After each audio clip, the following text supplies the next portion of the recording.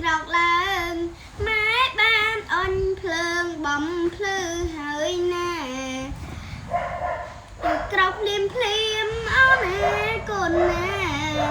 ក្រោកភ្លាមអូនណាកូនណាខិតខំសេងសាតន់ខ្លួននៅក្មេងសៀវភៅខ្មៅដៃ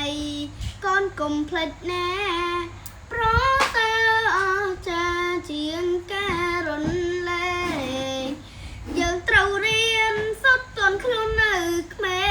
ងយើងត្រូវរៀនសូត្រទាន់ខ្លួននៅក្មេងកូនកុំនៅគេឯងក្រោកឡើងធ្វើការប្រសើរអស្ចារ្យជាងការរំលែងយើងត្រូវរៀនសូត្រទាន់ខ្លួននៅក្មេងយើងត្រូវរៀនសូត្រទាន់ខ្លួននៅក្មេងកូនកុំនៅគេ